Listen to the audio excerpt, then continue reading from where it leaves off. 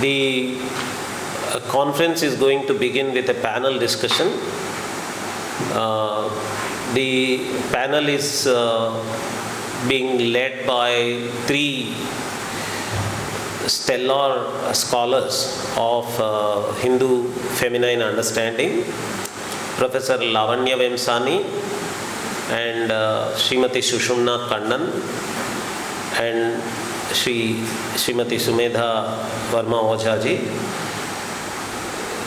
Professor Lavanya Vemsani and Sushumna ji are in United States now.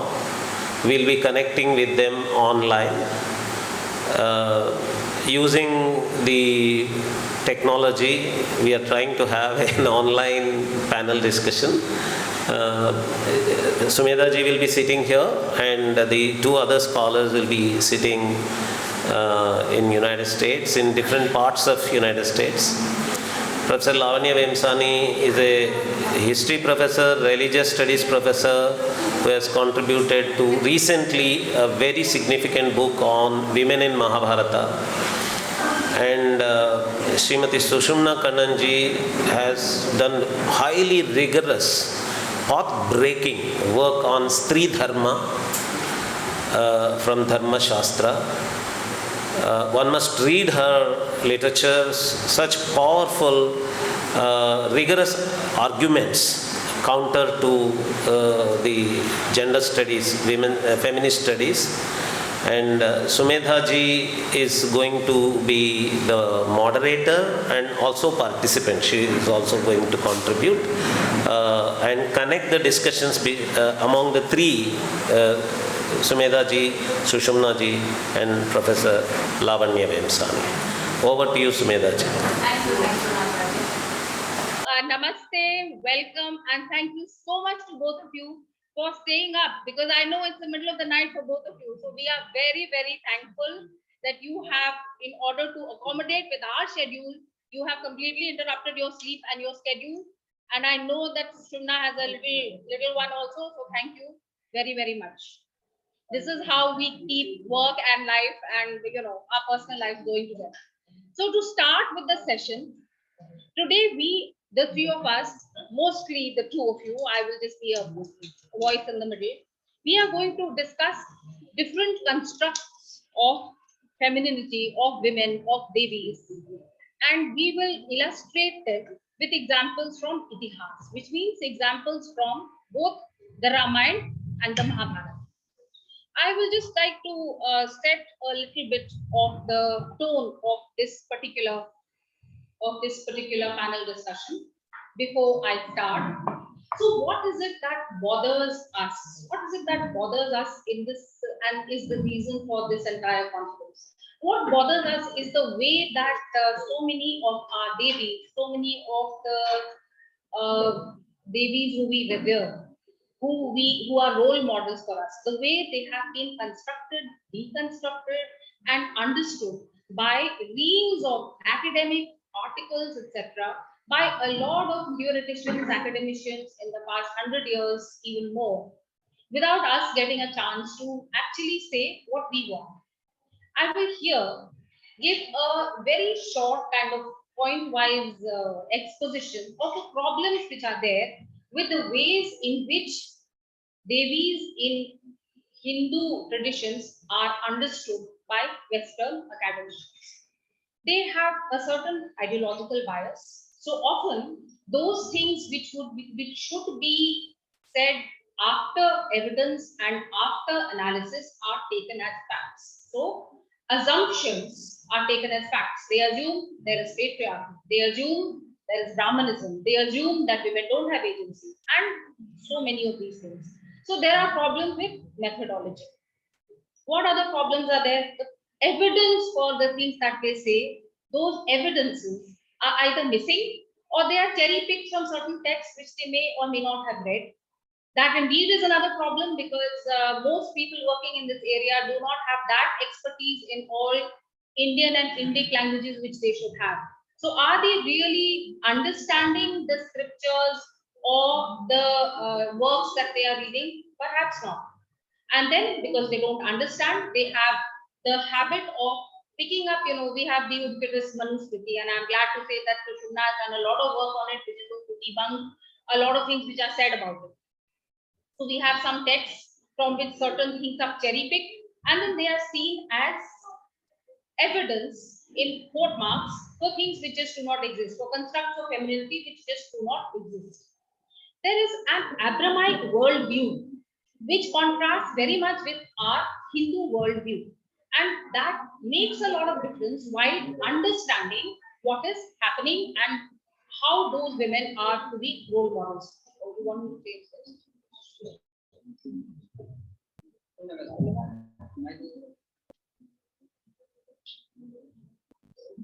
Hello, am I audible to? Is this mic working? Oh, okay. So this is basically the point that this panel discussion will try to make with two people who are very, very well qualified to discuss this and to tell us about what have been the theoretical challenges, their experiences, and certain examples. So I will start with you, Lavanya ji. What are the theoretical challenges that you have faced while studying women from Itihas? Because you have written a wonderful book on women from the Mahabharata, which I have had occasion to discuss with you. And you have, in your first chapter, you have given a lot of problems, theoretical problems that you see. So what were the theoretical challenges and what has been your experience in academia when you try to understand things not from an alien point of view, but from an indigenous point of view? Over to you. You are muted, Lavanya ji? Oh, sorry. Thank you for the wonderful introduction, Sumedha ji. You have started us on the right footing. Of course, there are many issues with the feminine, with understanding the feminine divine, as well as feminine leaders. They have never been understood, right? There are several issues. But let's see the bigger picture, bigger frameworks, and I divided the way the feminine divine and feminine leaders are examined into three types of frameworks that they normally use. Even if they are not saying, that's what they normally use. The Western scholarship always has a misogyny built into understanding feminine divine, as well as feminine leaders. So anything that appears out of the is seen as something something strange. So misogyny. So we see three different types. So the first one that they very commonly use is classification. So they try to bring the feminine divine as well as feminine leaders, and then they try to fit them into a classification, into a category. They categorize them. And this is the most misogynistic way of dividing. Would they divide gods into our male leaders into classes? No, I have never seen that anywhere. So it happens only to feminine divine as well as feminine leaders, and only in Indian perspective, Indian Hindu. Lavanya ji, if I may interrupt, in your book you've written that this leads to ridiculous things like tooth goddess and hair goddess and breast goddess and such nonsensical things that we cannot make any sense of it. Right. Wild goddess, who is wild goddess, and then I actually asked, and they said, oh, Ugra doesn't translate as wild, and there are Ugra gods also. Do you call them wild gods? No, you don't. And the most misogynistic term I ever heard was this: the tooth goddess and the breast goddess. The breast goddess is supposed to be the mother goddesses, and tooth goddess is the wild goddess, or so anyway, the categorizations are so misogynistic, so out of the way, so derogatory. And then, of course, based on these classifications, they go ahead and objectify they objectify how they are to look at. So the wild goddesses are supposed to look, with hair and tooth. That's the reason they start calling, tooth goddess, because she looks wild, all that. And mother goddesses, of course, they're mother, they're sweet, they're all that. But, what is the point of calling them, breast goddess? So it's all derogatory. And then it all leads to objectification. Just So an how did object. you, if I may interrupt, how did you then start thinking of your own way of an indigenous Indic way rather of looking at this? You rejected all this. So you did not find it meaningful, useful. Absolutely, none of us do. So how did you arrive at your own understanding, and what was your experience in doing that? Right. So when I read these things, I saw that they're cherry picking things and it's incomplete. It's not totally studying or focusing on any feminine, divine or feminine leaders that they are trying to talk about. They cherry pick and then they discuss it. So what can we do? How can we understand? How can we holistically study our own feminine leaders? What kind of Indic theoretical frameworks do we have? Right? We don't have to use the psychoanalytical frameworks. The psychoanalytical frameworks are not really suitable for Indian studies. They are really created. Same here. Wendy Donegal has done it all the time and arrived at the worst conclusions possible. And Yeah. Those conclusions should be totally thrown out of the room. But then her books still sell. Her academics still sells. Yeah. So what is this? The psychoanalytics is not even suitable for India. It's really created for Western family and really nuclear family. So how is that going to work for the Indian feminine and the feminine that actually lived 3,000 to 5,000 years ago? The stories are actually from 3,000 years ago. So how can this be applied, right? So there is no way they can be applied. So the way to come out of it is to examine the accounts, the accounts of their life, their biographies discussed in our text, but discuss them holistically instead of focusing on one point, instead of seeing them as objectified,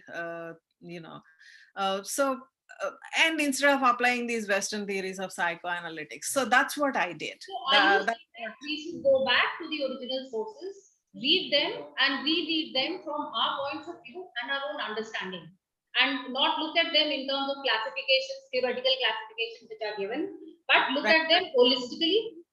Right. Okay. So going back to the sources is very important. Just forget whatever you have been writing. Yeah, we should go back to the sources, look at them in our own way, use our own holistic understanding and Indic. This is a message from this conference. This is something that Indica is very, very serious about. Original sources, all Indian languages, Indic languages, we are very serious about this. And here is Professor Vemsani telling us the same thing, that she has found it in her work. She has found it useful in her own work to do this kind of thing. Yeah, that's what we should do. That's what we should do. We should examine the original sources, and we should not use external theories, but our own theories.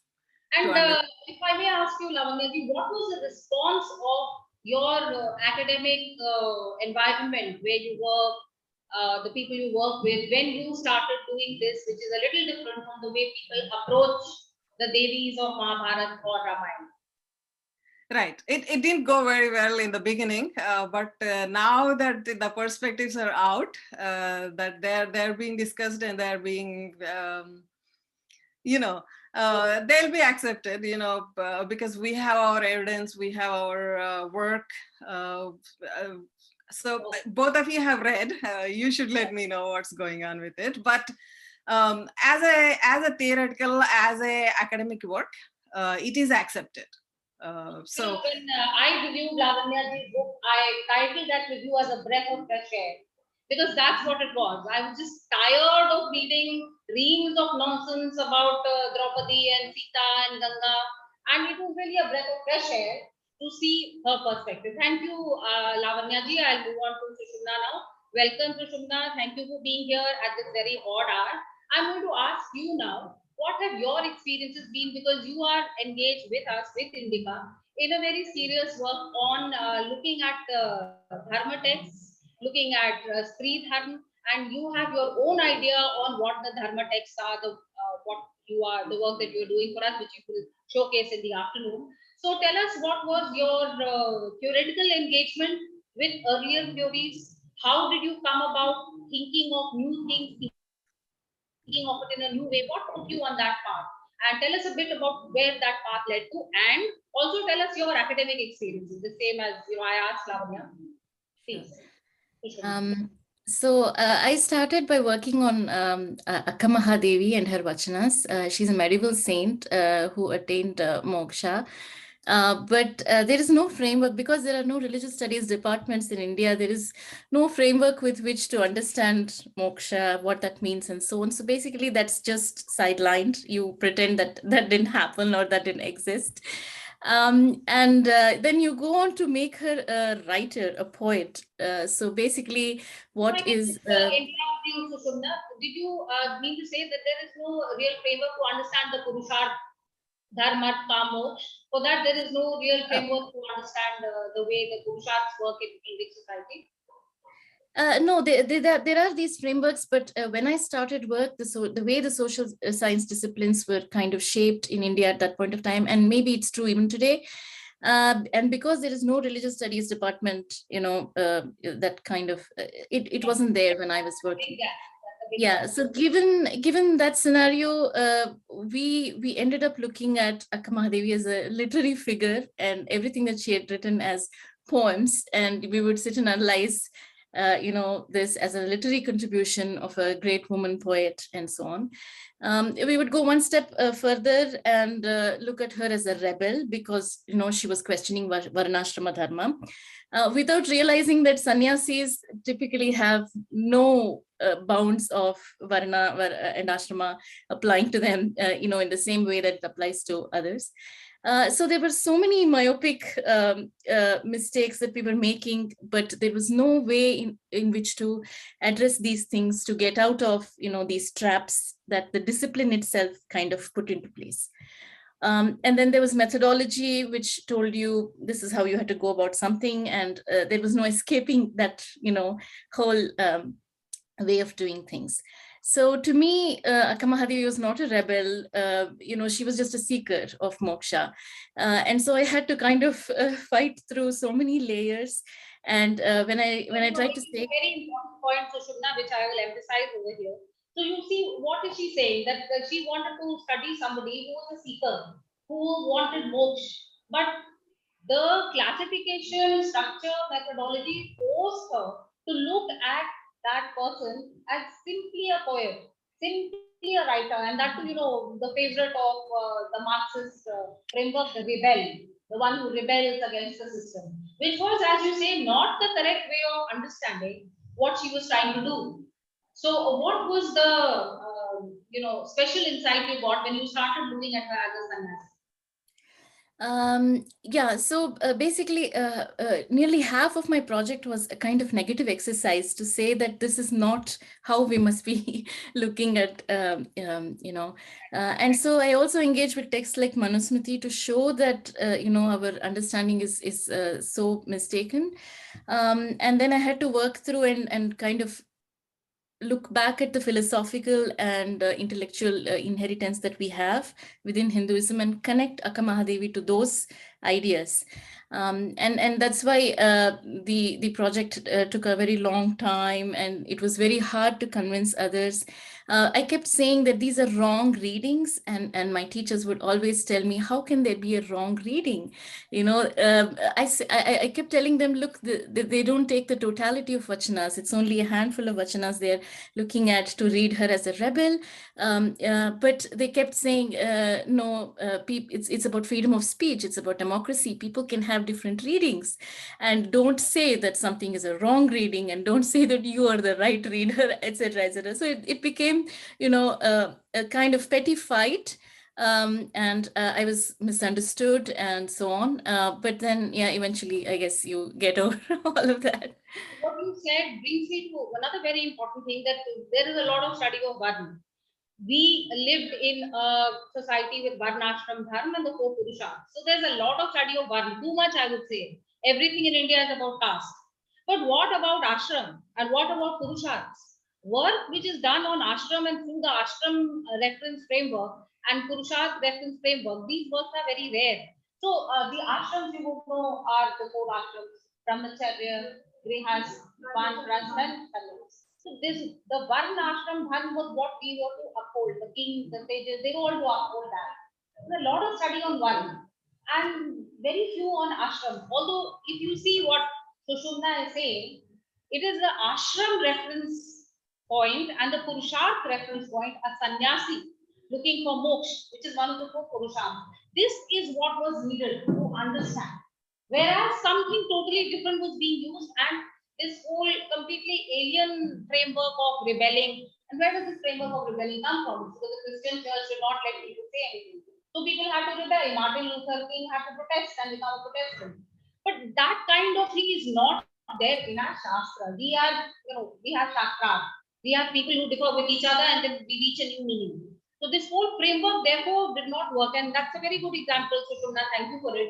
It exactly exemplifies, explains what we are trying to do, what we are fighting against, and what we must do. We must look at things honestly and from our own point of view. So, since in this particular session, we have promised to talk about our Devis from Mahabharata and Ramayana, and I know the stories of these Devis are always interesting. I may have heard these stories from when I was 3 years old, but I still like listening to them. I still like discussing them, and I'm sure it's the same with the audience. So, Lavanya ji, would you like to discuss one of the Devis from your book, Women of the Mahabharata, and tell us what new perspectives were there and what you found was more meaningful than if you had used a very typical Marxist-Leninist framework? So I would take Damayanti. Damayanti also goes with Sita. Both of them had these long exiles and, saving the partner and all that. So Damayanti, she's a loving woman, right? But from the Western perspectives, she's seen as Sati and, not. So, Lavanya, maybe for the benefit of everyone, we could just have her story in short and then we could discuss the story. If we could just have a story in short. Okay, Damayanti is the story of a loving woman narrated in the Mahabharata during the exile of the Pandavas.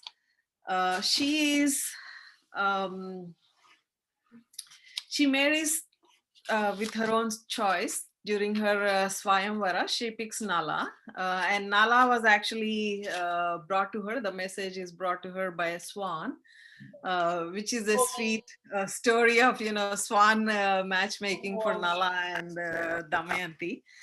However, her Swayamvara doesn't go very easy because the guards decide to show up to her Swayamvara. And they all appear as Nala because they already figured out she picked Nala. And she has a difficulty deciding which one is actual Nala, right? When guards are trying to trick you, what can you do? So how smart she is. So she asks the guards, she prays to the guards and she asks them, oh, please show me the real Nala. And then they tell her, we are guards, so we don't sweat and we don't blink the eye. So you see the one who doesn't, have these qualities is your real Nala. So how smart women are. So not the feeble Avla Nari, but these are the really smart women. Actually, look slightly feckless and dumb husbands. That will prove to be a very feckless man. So let's please go on. Right? Yes, that will excuse me. Yes. So we see her character right there in the first episode itself, right? She picked Nala and she doesn't change her mind, even though the guards themselves have appeared in front of her. So the strength of her character, the strength of her decision, it's there. And of course, that's what actually lands her in trouble. The Kali and Dwapara, the Kali comes late and decides the Swayamvara is over and he's disappointed. So he's, he decides he's going to haunt them. So, you know, so they land in trouble. He afflicts Nala, and then Nala loses in the Jews, and then they actually go on an exile. She doesn't have to go, right? But this is where she actually shows her strength again. She decides to go with him. She decides to support him. It's not that she picked him just to marry and have her a happy life. She's going to support him even when he is in trouble. So she decides to go. But Nala feels bad. Nala is very soft natured man. He's like, oh no, I don't want to see my wife in trouble. So he leaves her and then he goes away. But Damayanti doesn't go back. She goes in the forest, so she has all these issues that anyone can face in a forest. She was attacked by a snake, attacked by a hunter, and then she joins a caravan that was traveling to Chedi, and then the caravan was attacked by elephants. She has all these troubles. And then because of all these things, she goes into shock. She can't remember who she is and what she is doing. And then she lands in Chedi, where her aunt recognizes her, and then but her aunt is very kind, doesn't force her to do anything. She says, I am going to be a maid and I don't know who I am. So the aunt says, okay. So she stays there, and this is where her strength actually comes. So she was found, and then she actually composes a poem. The strength of the mind. Even after going through all these troubles, she is still looking for her husband. So she composes this poem and then teaches it to her counselors and then sends them throughout the kingdom. And then one of them finds that where Nala was, because he responds to this poem, and then it comes back, and then more poems, and then finally he was found out. Nala, of course, loses his form and loses his physique. So he becomes a stub hands and all that. But anyway, for us, the story of Damayanti is very important because she faced all the trouble. She faced all the difficulties that a strong man like Rama has faced. She has gone into the exile. She chose to support the partner, and she chose to work hard to recover her husband. But her partner, unlike Rama, Rama has this visible enemy. You can find this enemy and you can kill him. But Damayanti has an invisible enemy. How would you find an invisible enemy and then get your husband back, right? That's where she uses her mind, the strength of her character and her mind. So that's what we see here. So Damayanti, as I told you, looks like an extension of Sita. Sita went into forest, went into exile, but her life, is mostly spent caring for her children, caring for her husband, and then, waiting for her husband when she was kidnapped by Ravana. So this is on the other side. The woman, when she is strong, smart, and when she is trying to do things, how these things can be different. So Lavanya, I would just like to wonderful explanation. I would just like to add something here. So we think of archetypes. We think of archetypes of women, but I think the archetypes of Indian women have not been traced as extensively and broadly as they should be. So we have a lot of discussion of women from Itihas. But what about the Badkaha? Of course, we've lost the Badkaha, which was a Prakrit composition. But we have the Katha Sarit Sagar, and we have so many Marathi, Tamil, Hindi translations of the Badkaha also. And from Dev's Katha Sarit Sagar. So why do I mention this work? I mention this work because it is full of this model, this archetype of the smart woman, of the very, very smart and cunning woman. And there is a character called Muldev in that, who is supposed to be the archetypical smart con man, but he is conned by a woman. So a woman was in love with him, and he says, I'm not the marrying kind, I'll marry you only if you come to me after 1 year with my ring on your hand and my child in your lap. So how is that to be done? I encourage you to read the book, to read a translation so that you can find out for yourself, but we did it. She came back to him after 1 year, there is a ring on her hand, and his child in her arms, and then he had to marry her. And if you read that entire story and the different ways, there are many versions of that story, then the parallels with Damayanti, who was, smart enough to do a lot of things. She was smart enough to write poems. She was smart enough to think of ways in which to get to her husband. So that archetype of the smart woman with a man who is not all that smart or who may have certain other negative characteristics is a very, very common one for us. And I was, just reading Stephanie Jameson yesterday, and she has also remarked on this, that this archetype exists, but I don't see it being used at all. You have mentioned it, you are talking about it, but I don't see this archetype and this link of all these very smart, powerful, and women, with a purpose. Who will, in fact, I would like to give another example, but before that, is Sushumna there? Or Yes, she is there. I can't see her. Oh, there you go. Okay. So, Sushumna, what about you? What about telling us about your perspective of any devi from Itihas who you have studied and who you have found different layers of meaning to once you started looking at it with your own eyes? Yeah, today I want to speak about Draupadi. There are so many of these wonderful, great women that we could take up as examples. All of them are, equally interesting. But Draupadi for me is not just a strong woman in the sense that in feminism, we make this distinction between strong women and feminists. We say that, strong women are almost like men. They fight only for themselves. But I don't want to say that Draupadi is a strong woman. She's actually a feminist. And I say this because the moment she enters the court where, she's brought out, this is the scene of the Vastra Paharana, and she immediately invokes Dharma. And Dharma basically is social justice. Dharma in the context that she's located in is Raja Dharma, which is the protection of the weak. And she's a queen, and the moment she says Dharma, I think she's talking about the whole of society, all of women, and everybody who is weak and is in need of protection by those who are strong.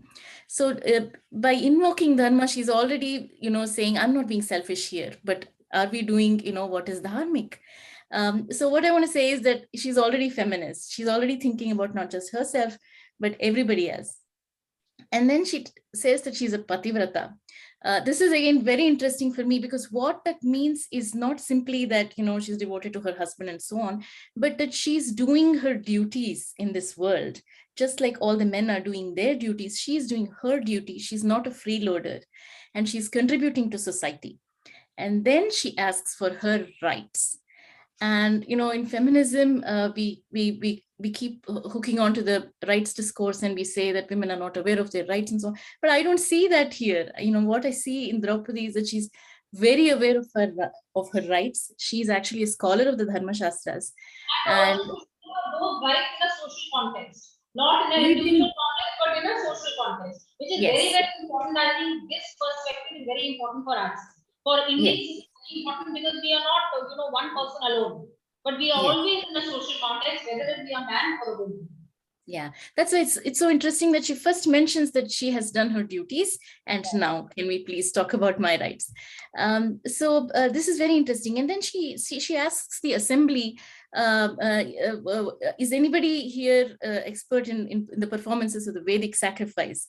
And she asks that question because the Vedic sacrifice is kind of the crux of the dharma that she's invoking, because what it teaches us is how we must behave in this world, how we must live in this world, that we must give and we must take, and that nothing, no interaction, no transaction must be lopsided. So when she asks that question, it already shows that she's saying that she has done her bit, and now she needs her protection. She knows her Manu very well. And when Manu says women need to be guarded, it also means that women need to be protected. And she's immediately, bringing the whole gamut of those connotations to ask, where is my protection, right? So if I'm being dragged into, this sabha while I'm menstruating, and she also says, I'm menstruating, these elders are like father figures, they're not supposed to see me.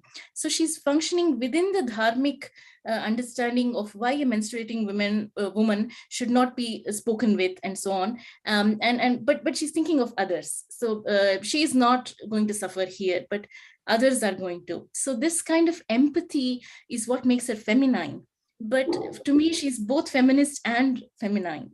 She's not just one thing. Her femininity kind of encompasses what we would typically reject, through the gender studies perspective. We would see feminine and feminist as opposed to each other. And we'd say, if you're a feminist, femininity is artificial, please reject that.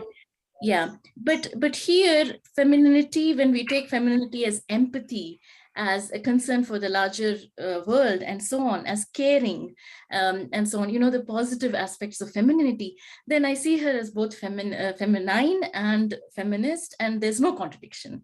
Yes, So yes. it opens a whole new world. So it feels like the epics are, they've worked this wonderful balance that even today, we seem to be struggling with. We are still struggling to find that balance, very true. And modern society, the society we are functioning in today, is struggling very hard, and often it is throwing out the feminine and leaving only the feminist. And indeed, that is what we are here to, in a way, posit ourselves against. So that's a very interesting perspective, very much fitting in with our conference, very much fitting in with the idea that we need to look at Indic women within the context of our Dharmic Indic society. So this is Draupadi from the Mahabharata. Lavanya ji, any other wonderful Devi from the Mahabharata or the Ramayana that you would like to discuss? I like all of them, but Satyavati, without being so imposing, she is the sweetest, and she always remembers what she thought and what she wanted to do. So she's always on her path. Even when she was, very little, very young girl, when she was approached by the sage, of course, she can make her decisions and then ask questions. Being very young girl, growing by herself, right? And once she was approached by the sage, she is smart enough to talk.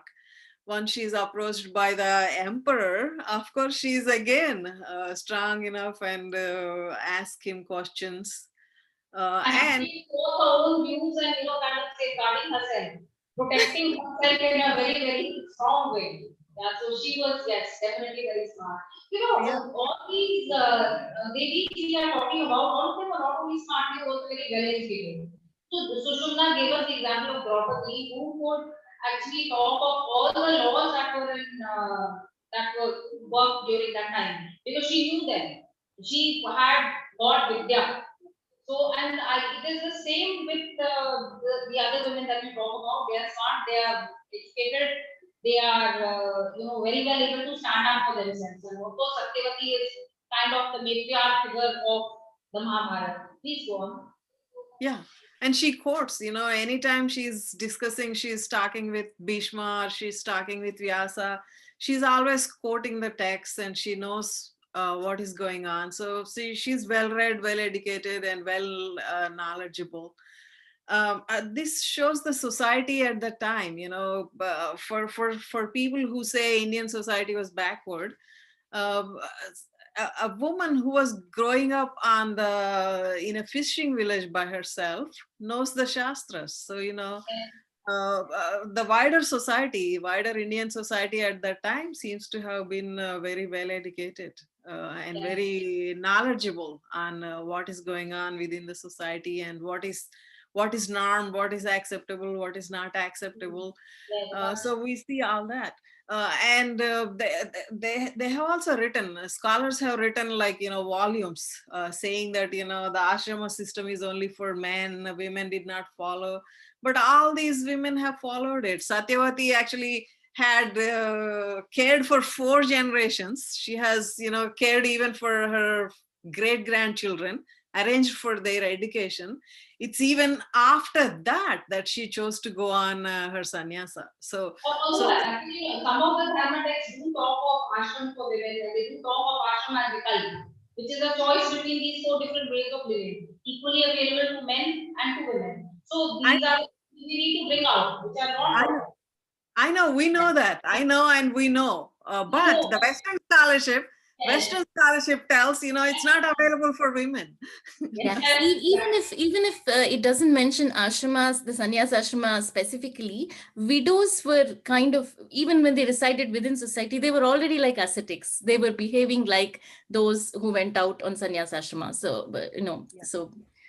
So you see, one way of looking at it would be ashram system. But if you don't, then you have this entire discourse about widows, which is very, very popular when you think about Hindu women. Although, there are so many different ways in which widowhood has been envisioned and widowhood has been understood. But there is this kind of very biblical narrative of the humiliated and discarded widow, and of course, sati. So you have all those discourses, which is not understood in the way that we are trying to understand it now. I would also like to give the example of one lady from the Mahabharata. But before that, Sushumna, maybe you want to give another example, another story. I don't have another story. I was so focused on Draupadi. I'm going to talk a little bit more about her. So I just felt that when nobody speaks in the Sabha, she calls out the complicity of, and that's so modern. She says, how come you're all silent? And she actually takes the name of Drona and Bhishma and tells them, why aren't you saying anything like this? You're complicit with this crime. And that kind of voice that she had, that kind of voice is truly amazing, even to this day. And she's very picky in what she responds to. When Karna makes several personal attacks on her, she doesn't say anything, So she simply says, answer my question. She posed the question. You don't get provoked by anyone. This is real maturity. Yeah. She truly behaves like a queen. And she said, I have posed a question. She says, I have posed a question to the Sabha. Let me get an answer. And that's that. So she's waiting for an answer in a very kind of, strong way. It's amazing how she doesn't, respond to anyone else. And then there's another dynamic. Sorry. Go ahead. Yeah, then there's another dynamic that kind of brings out her queenly attribute, which is contrasted with Duryodhana. There is this Sutta, the messenger, who goes to fetch her, and he's very scared and he's embarrassed about what's going on. But Draupadi doesn't shoot the messenger. Whereas Duryodhana repeatedly calls him unintelligent and scared and so on. So the contrasts kind of really come out. And that's why I want to repeat that she truly cares about everybody else, even those, with no rank or position, So, and then her very clarification when it comes to property and so on is simply this, that she is not the property of her husband. She is not a possession. And when Duryodhana provokes her, tries to trap her by saying, now that Yudhishthira has wagered you, he will, if you work out your freedom from the slavery, then he will not be speaking truth anymore. She's very, very, she's not perturbed at all, because she knows that Dharma is not just truth speaking alone. In fact, sometimes Yudhishthira behaves that way, thinking of Dharma in literal ways, like it's just truth speaking and so on. But Draupadi has this very clear vision of what Dharma is. It's not just one or another thing, it's doing right and doing right in every transaction. So that is a very good, interesting and very meaningful expression of the court scene, the famous court scene of Draupadi, which has been understood in so many ways. And most of those ways don't bring in these points that you have mentioned right now. And see, that is the difference. That what we are trying to do, to bring out new aspects of the Devi and the stories that we already know. Now, take for instance Savitri, again from the Mahabharata. We all know Savitri as the lady who got her husband back from the from Yam, from the god of death. So we know her as that, but if you look at her entire story, if you look at her when she was a young woman, she was a beautiful, accomplished, learned young woman, and her father wanted her to marry someone equally accomplished. But she was not satisfied with anyone. So she said, I'm going to go out into the kingdom with all my counselors, and then I'm going to decide who I'm going to marry. So she goes out and then she finds Satyavan in very, very reduced circumstances. He wins the legal anxiety. And she decides to marry Satyavan. She comes back and tells her father. Nara is there at the time who tells her and her father that no, Satyavan is scheduled to die in a year from now. You can't marry him. So she says, I will. She changes her destiny and his. She marries him. 3 days before she knows that this is the last day of his life, how does she know? Because she knows astrological calculation. Because she knows how to calculate the day that he is going to die. So she does 3 days of puja, vrat, and yajna. Why? Because she knows all that. That's how she wants to influence the entire situation. And then she goes there. And then she goes there and manages to talk to Young in such a way that he is forced to give her husband back, his riches back, his family back, his kingdom back. So what does she do? She is not in the context of an individual, but as an entire society. She is able to bring them back to, prosperity, bring them back to something that they had lost. So this is Savitri as an agent, as an important, as a smart and learned woman. I think we have just got, 5 minutes more. So maybe if there is any question from the audience.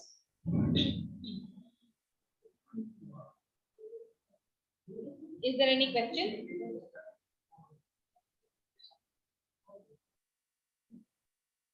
Please tell us who you want to address the question to, and you will get an appropriate answer. Maybe he can take this one. If that's not working, he can take this one.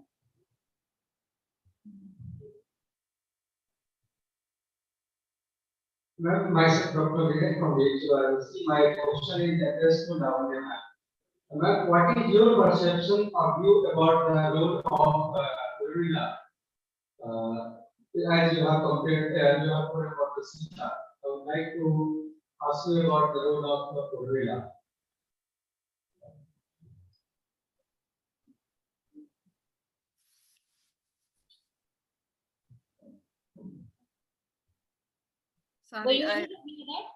Sorry, I couldn't hear the question. Can you hear me, Lavanya ji? I will repeat the question. Yeah, I can hear you.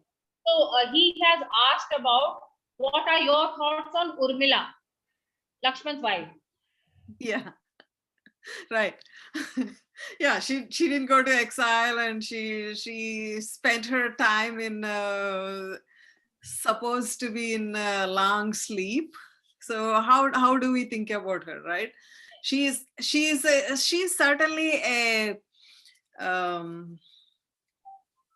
difficult to understand. But who can spend that long time in sleep? Can anybody do that? So it shows that she is certainly accomplished, certainly probably an yogic woman. So her own accomplishments, she has spent her time in her own perfection. So Urmila, of course, in her own way, she performed the exile, but in her own way, in her own ascetic way. Instead of going out, she didn't go out, but she lived the ascetic life.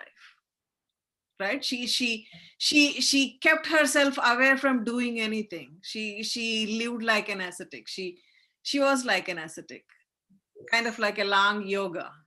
Yes, that is a very good way of looking. Any other questions? I think you tell me the question and I will pass it on. Please tell me the question. Yes. Society changes and our civilization has also changed over a period of time. Yes. So, and you mentioned about Satyavati, and Vedanta was born outside of the world now. Yes. So, So when then my question is, when we are looking at certain characters for civilization, is there any danger of that unifying a certain trait of the character and thinking that this is the only form of the feminist or feminine? And because there are so many diverse traits, so how do we save ourselves from this uniform mold? Okay, from uniformity. Okay. So, Sushumna, this question is for you. Are you there? Yeah, I'm So here. he is asking about change and diversity.